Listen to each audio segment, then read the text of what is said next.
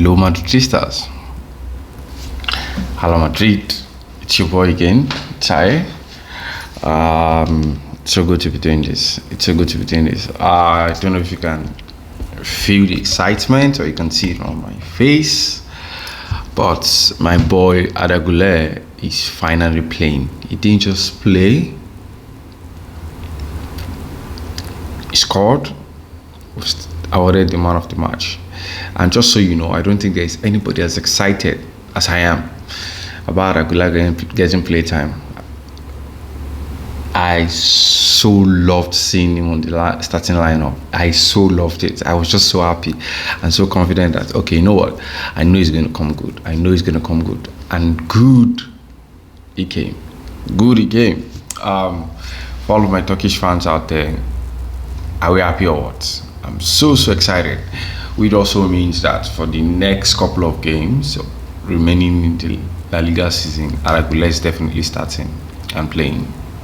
Okay, so really happy about it. Really happy about it. It's going to get a lot of game time with less pressure to perform. So I will run us through a couple of statistics from the game and then talk about my opinion of individual players, the lineup itself, the ground. Playing at Anoeta is not very easy. It's one of the most difficult grounds in La Liga, along with Metropolitano as well as San Mamés. Okay, so according to who scored, Real Sociedad they came out on top on the head-to-head, right? They had more shots than we did, 95. They had more possession than we did. They had more successful passes in terms of percentage than we did. They had more dribbles than we did. We won more aerial draws, by the way, because they wanted to exploit that, seeing what Barcelona almost did last week. We had an equal number of tackles, 14, and then they had more corners than we were being bombarded by corners. I don't know if you felt like I was so much under pressure. I'm like, okay, so it's like a goal is most likely coming for these guys, but we defended really well. Kudos to Nacho and Eder Militao, who finally got to play 90 minutes. I don't expect him to start the game against Bayern, right? Because Nacho is in really good form at the moment, so expect Nacho to keep his place in the starting lineup. And we were dispossessed more times than them.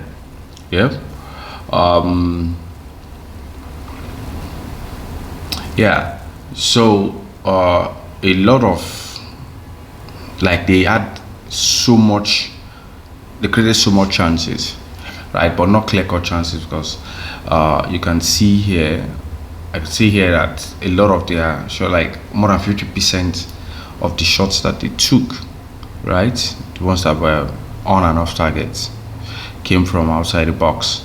They were shooting from distance. I don't know, maybe it's because it was keeper and go and not leaning or something, but it almost worked.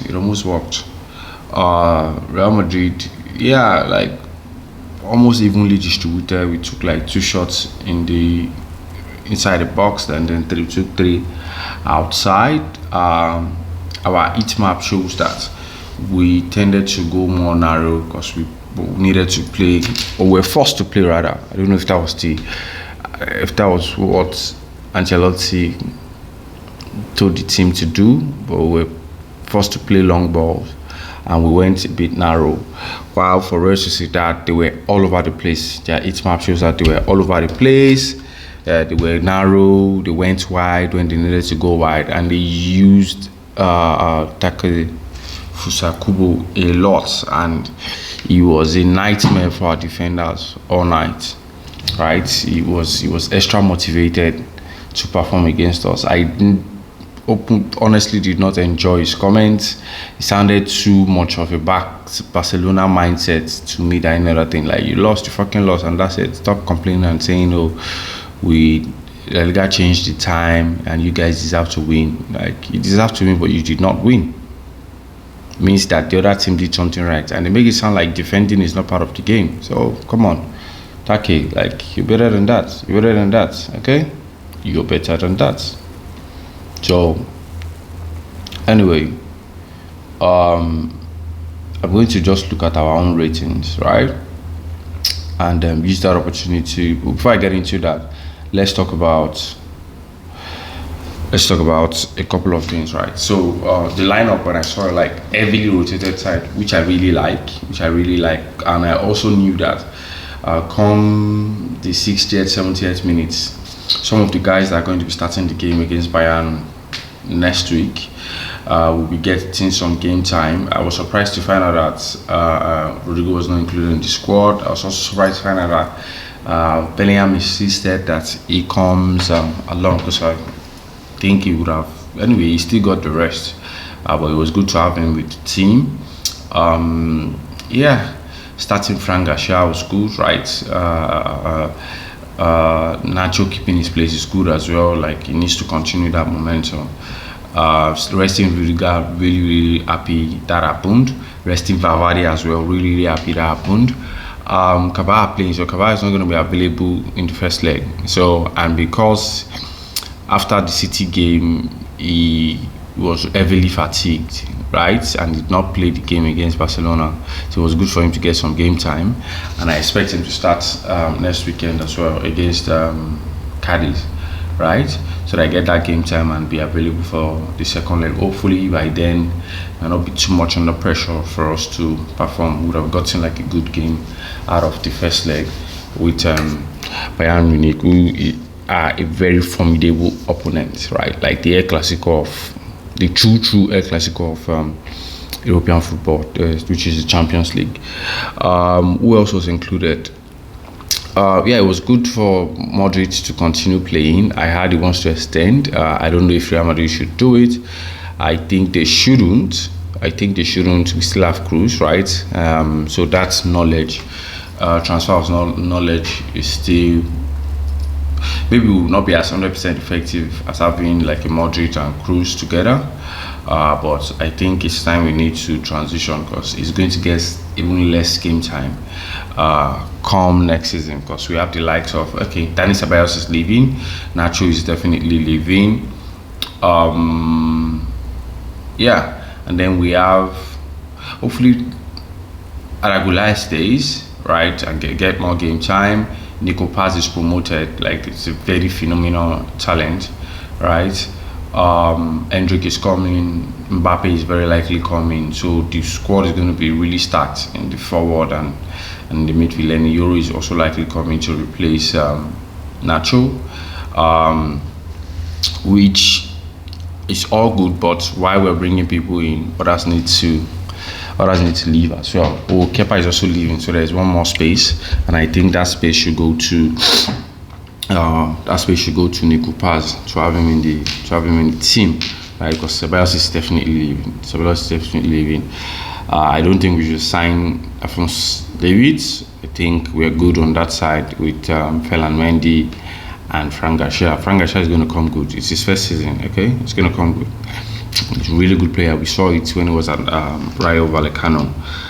The starting lineup on the front side, Arda Guler, Oselu and Brahim. I was not really impressed with Brahim's game, as well as Oselu. He won some balls in the air, but his overall play was not as good as I would have expected in this game, high tempo game, because the rest of the guys were just running at us every chance they got. They were trying to win the second ball, trying to win the first ball, and when they are on the ball, their transition is really good. Thanks to our defenders, it did not really amount to anything. Good game from Tchouaméni as well. I was scared when he was fouled and the referee did not call it until they scored. But anyway, let's talk about each individual player as well as the starting lineup and those that came on later on. Kepa had a really good game, made some really good saves. I did not even look rusty. I didn't appear rusty at all, right? I know there are some balls that he decided to punch that a Lunin would have scored, or Thibaut Courtois would have scored. But anyway, he did not concede. It was a clean sheet, and bear in mind that he had the highest clean sheet before Lunin cemented his place as the number one. So it was good. It was good. Yeah. So Dani Carvajal, good game from him. Really great game from him. He provided the assist to Arda Guler, and yeah, who scored actually named him their man of the match, and I think it was well deserved. Really experienced person. I was surprised to, like if you look at Carvajal with all of the grey beards, grey traces in his beards, apparently Lucas Vazquez is older than him. And look at Lucas Vazquez, looks as young as ever. But Vazquez may be pleased. Eder Militao, I think, had a good game as well. Looked a bit rusty. He was beaten by a Sociedad player with one beautiful first touch, and was basically not met anyway. But his players were able to recover. Nacho, great game from the captain. Should keep his place against Bayern. Like, he has this rhythm going, so he should keep his place. Fran Garcia, great game as well. Did his best against Kubo, but Kubo was a lot sometimes, right? And they needed to double up on him. And Luka Modric, not so bad a game. Like, got a standing ovation when he was sucked off the pitch from the fans at the Anoeta. It was a bit slow when we're trying to press, which makes pressing very difficult because everyone was being sync during pressing. So if you have like a Modric that is not as fast as he used to be trying to press, it's easy to break that. It's easy to break that press. Tchouaméni, like I mentioned, great game from him.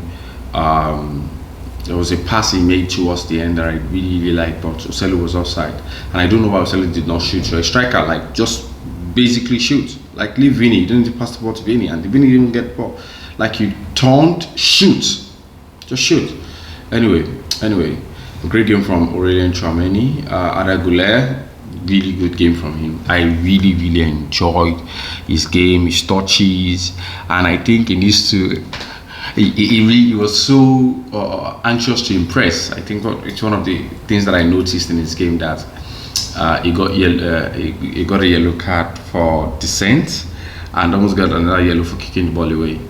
Okay, the referee was being benevolent because he could have been sent off, and I think that's the reason why Ancelotti sent him off. If it was not on the yellow card, I think Arda Guler would have finished yesterday's game. Dani Ceballos was terrible. I did not enjoy his game one bit. Like, he was holding the ball unnecessarily. He was trying to make some really difficult passes when the easy choice was there in a very difficult situation, right? And you're playing against people that will press, and they can easily win the ball for you. You have no reading. You have no match fitness. He was just I could not wait for him to leave the pitch. I know Dani Ceballos was good. I used to be one of his biggest supporters, but he was making some unnecessary plays yesterday and did not stamp his authority on the game like a Modric did. Brahim Diaz as well. Yeah, not so much from him, right? Maybe in the second half he started coming into the game and started stamping his authority, but in the first half he was basically a ghost. It was mostly a ghost in that game. Yeah, Oselu, like I said, did not do much for me, right? So play wasn't as good as it was. I think it was a bit better. Like, we started seeing more of him when the likes of Vini, Camavinga, and Fede Valverde took to the pitch, right? Yeah, Vini, nothing to say. Okay, like, he had two pass sequence that was really good. One outside of the foot pass that was cleared by Real Sociedad defender, and one other one where I thought he should have moved with the ball, but he decided to pass instead, and it was intercepted before it got to Oselu. No, it wasn't even intercepted. Oselu, like, basically kicked at the head, missed it totally, and maybe if he had connected with that ball, it would have been something. Camavinga came in and basically solidified the midfield. Antonio Rudiger, really good as well. Himself and Militao were beating about Oyarzabal, but and Oyarzabal was trying to chip. That would have been a very beautiful goal, but Rudiger being Rudiger did everything possible to still ensure his head got to the ball and basically turned it out to go for a corner. Really good game. That short time he was on the pitch, you could feel that Rudiger is in the form of his life. Right, Lucas Vasquez, may you be pleased. Didn't necessarily do much because the minutes the play was not much, so I won't say that much about him. The Valverde almost had a scare. Somebody stepped on him. I'm like, dude, like, please, like, we need you more than any other person next week. Yeah, so that was basically it. We didn't get to see Toni Kroos, Lunin, or Jude Bellingham today, as well as Fran Gonzalez, who's the third choice goalkeeper right now since Thibaut Courtois is out. And yes, so that's basically it from me. On the rest of that side, I was mostly impressed by Takefuse Kubo, but I was not impressed by his comment after the game. I was impressed by Zakarian and Truentes. Oh, that was a very exciting player. And Martin Zubimendi, who noticed, like, you remember the dribble from before Arda Guler went out, like, he basically left Avi Gallant for the wind. I really love that. Oh, Odriozola as well really impressed me. Like, it's good for players to have confidence. Like, for him to be playing against, yes, every rotated Real Madrid side like this, and was stamping authority on the game on that right hand side. I was really impressed with Odriozola. That was the Odriozola that I know when we bought him was one of the best, if not the best, right back in Spain at the time. So it was good. It was a good game. We are 14 points clear, and we could basically win La Liga next week if Barcelona lose or draw against Valencia on Monday. And they're under a lot of pressure to win because Girona is just 2 points behind them, and Girona is playing Las Palmas later today. So yep. We're good, and concentration should now be on the Champions League. Okay, we have really good chance of winning it if we can do away with Bayern Munich on our part, and then basically play either a Dortmund, another team that I love, or a PSG in the final in London. Okay, so that's it from me. Thank you for watching another episode. I really appreciate it. And yes, don't forget to like, don't forget to subscribe, don't forget to leave a comment. It basically encourages me to do more, and it helps get my videos to more Madridistas and non-Madridistas out there. Ala Madrid, everyone. See you next time.